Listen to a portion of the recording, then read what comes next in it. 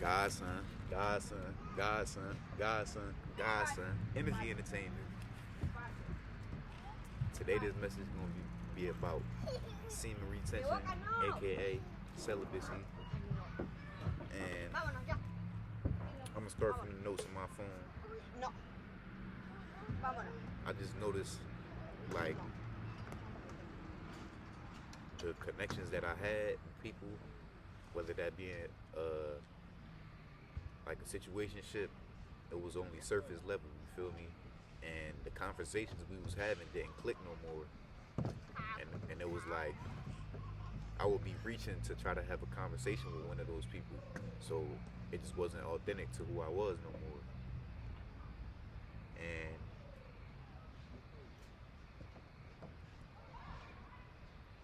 I just didn't want to be around people that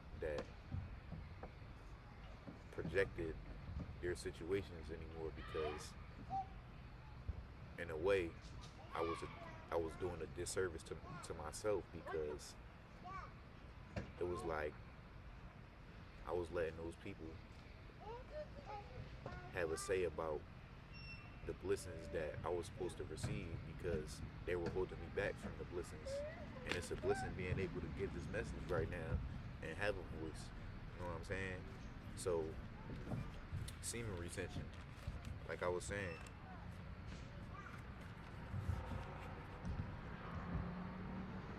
and I used to be thinking like maybe I was too intense, but nah, I was overly winging my performance in attempts to fill a void with lust. So these people sensed that I had the God energy on me, which is that life force, the chi, the energy, the prana. You feel me? They could sense that, and they wanted a piece of it, but they just wanted a piece because they thought that it would have longevity in the long run. But when they realized that, okay, he pulled back his energy, and they can no longer siphon off of it, that's when they get upset. And I had to pull my energy back from a person, and I also did semen retention after that, because I found a sense of purpose in myself, and I wasn't looking for it outside of myself and yearning for it. And women can smell that divine masculine energy. I had a situation where some guy was very outgoing and assertive, talking to a woman. I say 2 words every conversation. Hey, how you doing? Simple stuff, you know. And that woman would come straight to me after talking to that man, and she said, I don't want the other guy, but I could pick up on the energy that she was giving, and I knew that's what she was going, like the type of, yeah, that's the energy she was carrying, you feel me? So after that, I had overheard her talking to somebody. She was like, I want da da da, talking about me, like, and comparing me to the other guy. I'm like, oh, this is the situations that I graduated from. This is why I stated myself, I don't want to go to nobody that has to pick somebody. You know what I'm saying? If I'm an option, just don't pick me. You know what I'm saying? And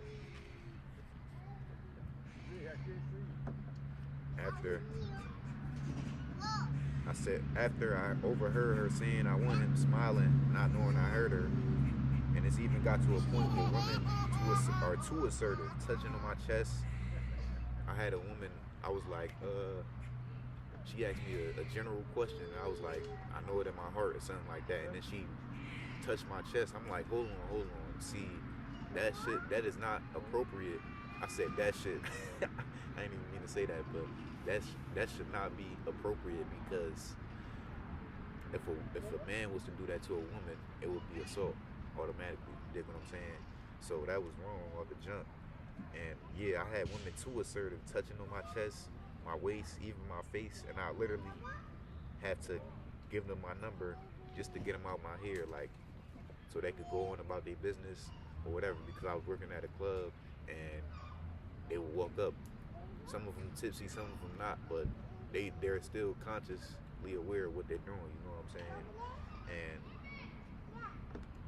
I literally had to, yeah, I said that I had to give my number, to get them out my hair. I'll block the number later, instantly, like right after that. I ain't gonna lie, and because I know that that's a spirit that's trying to attach to me, a succubus trying to bring me down and lower my frequency.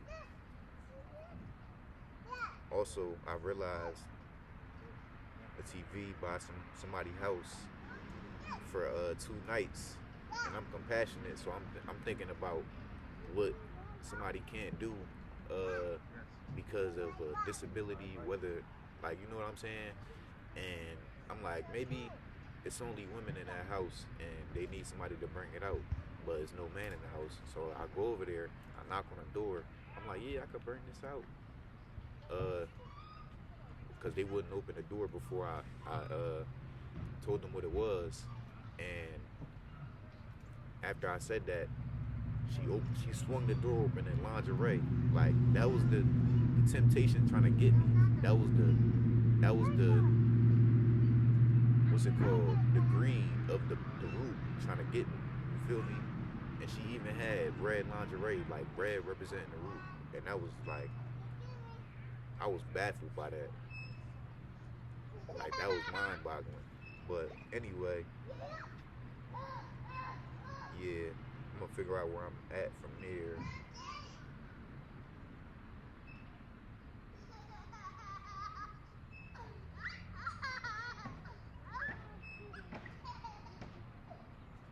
Oh yeah, I worked at the club and they wouldn't even make general conversation, like whispering distance and touch my arm and my chest, and that was like, that's really a violation. You feel me? Because I've been through sexual trauma, and that's really like, it gives you the ick, and you just feel disgusted, and it's like,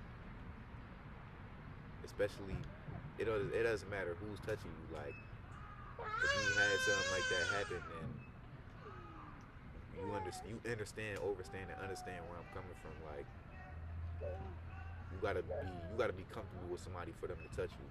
Like, you gotta have deep conversation, and that's the type of person I am. So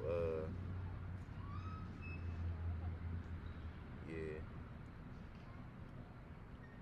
like, it was oh yeah, this a good one. This a bar right here, and they would touch my chest and ask me if I was gay, because I worked at a what's it called, a gay club, right? And they thought everybody was gay at the club. I guess it was like the dynamic of the club or whatever. They would always ask the people. Now they ask like everybody there. I ain't gonna hold you, but yeah, they would ask you if you were gay, like it was a sales pitch or something. Literally, like,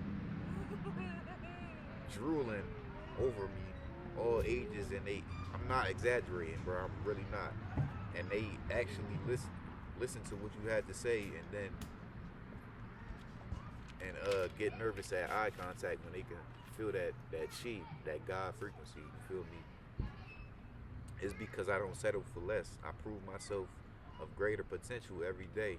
That's discipline, integrity, and conviction. In ancient Egypt, women lined up to mate with a divine masculine, and conversation flows because you could care less about the outcome. And what I mean by that is, you're not shooting your fishing rod. You know what I'm saying? You sitting on a boat waiting for a fish to come by, and if it look like something that you want to grab, and it match to what you resonating with at the moment, like the frequency, then that's the fish you grab. You know what I'm saying? But you're not longing for nothing. So that's what makes you more interesting, because you search inside yourself before you feel the need to go outside yourself for critique or validation. You know what I'm saying? So I'm about to find where I'm at again. Oh yeah. They get uncomfortable because you're so, not uncomfortable, but nervous because of your self-respect. You do not speak to impress everything. I mean, you only speak to impress anybody or anything. You know what I'm saying? And conversation naturally holds substance, and they admire that. I've had people send women to try and not. You know what I'm saying? We ain't gonna say that off the journey, but you can become very calm and collected with charisma when you hold charisma for yourself. Once you realize the power your seed holds, you don't want to waste it nor be validated by anybody sexually because you want to be stimulated mentally. Like, make my mind bust a nut. I ain't gonna hold you. You feel me? Holds you. Your seed holds. You don't want to waste it nor be validated by anyone sexually. You feel me? You don't yearn for connection, and when you need nothing, you gain everything, and that's what attracts the women. They will even look disappointed when you have to end the conversation or you don't want to make a conversation because you sense because you may pick up on some women that have the promiscuous energy or Jezebel, whatever they want to call it, and they get upset when they see you and see that you can pick up on that because you see right through them. You know what I'm saying? And they'll look away and like doubt of themselves. Not that it should stroke your ego or anything, because that's not what I'm getting from it. I'm like, okay, wow. Because some situations you have to brush off even if you feel attracted to the person because you know the energy ain't right. You know what I'm saying?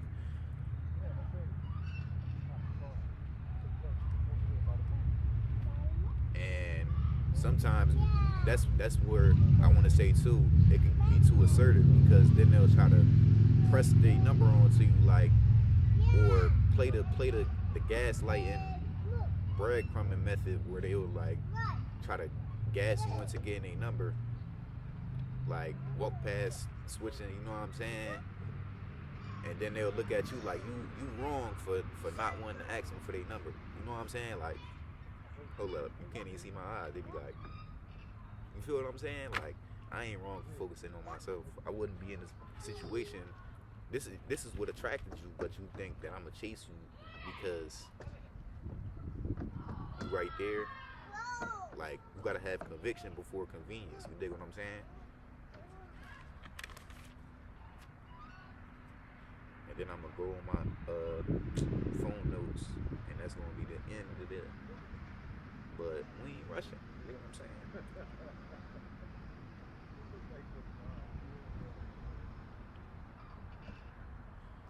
Like I said on my notes before, the conversations didn't click anymore, and it was all about other people, and that's not what my soul resonated with, and it was calling for something greater. You know what I'm saying? So the conversations didn't click anymore, and I used to be thinking like maybe I was too intense, but nah, I'm not too intense. They too pretense. Stop playing with me. They too pretense. Yeah, I'm not too intense. They too pretense.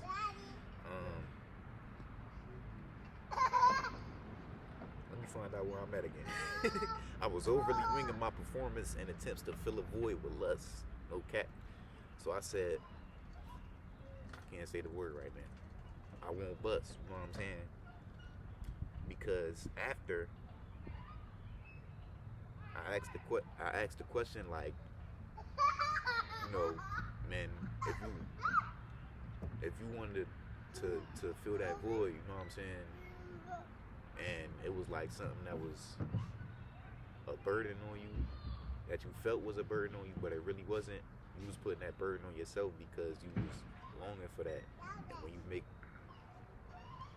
unaddressed expectations or premeditated resentments, right?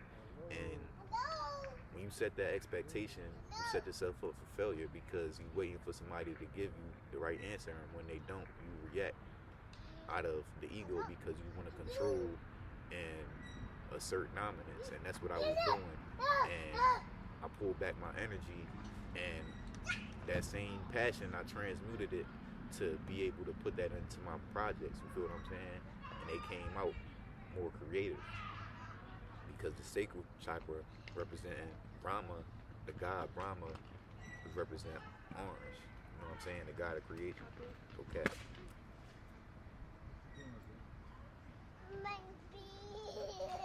Oh yeah, because after I asked that question, I looked at myself with disgust because it's like that ego, it'll start hurting, but it need to burn. That's because that's purifying. You dig what I'm saying? The confidence is purifying the ego. Okay. So at this point, why would I not retent the semen? That's a must.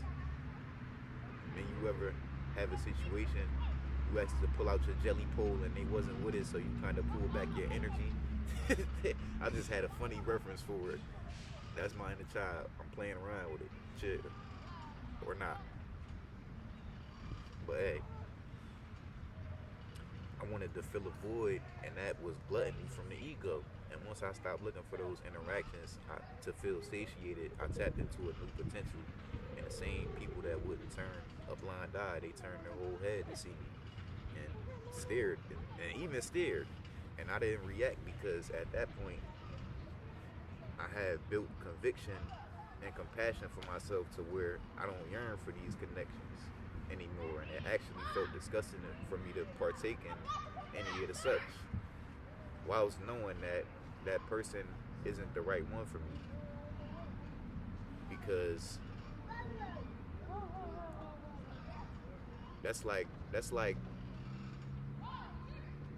somebody offer you a car and you don't got your license, but you know you getting your license soon, and you take the raggedy car, right? And then you gonna see somebody drive past with the new car that you want because the universe was testing you to see what you would go for. You know what I'm saying? You gonna see the dream car that you've been dreaming of since you was 10 because you settled for less, and that's why I settled for best. Nah, I don't settle for nothing.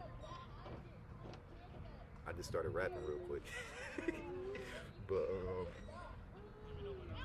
once I stopped looking for those interactions to feel satiated, I tapped into a new potential. The same people that wouldn't turn a blind eye turned their whole head to see me and stared, and I didn't react because at that point I had built conviction and compassion for myself to where I don't yearn for those connections anymore, and it actually felt disgusting for me to partake in those activities whilst knowing that person, right?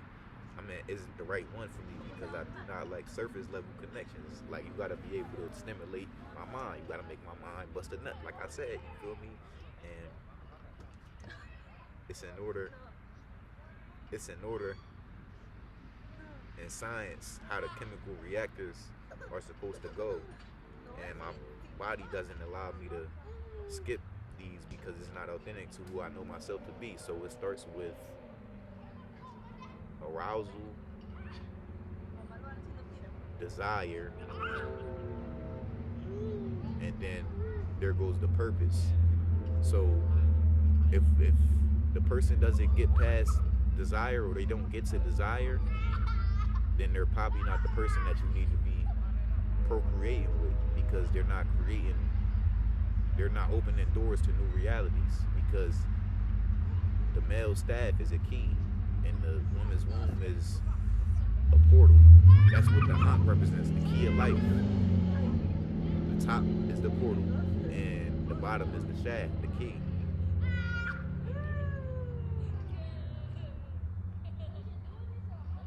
Yeah, it's not authentic to who I know myself to be.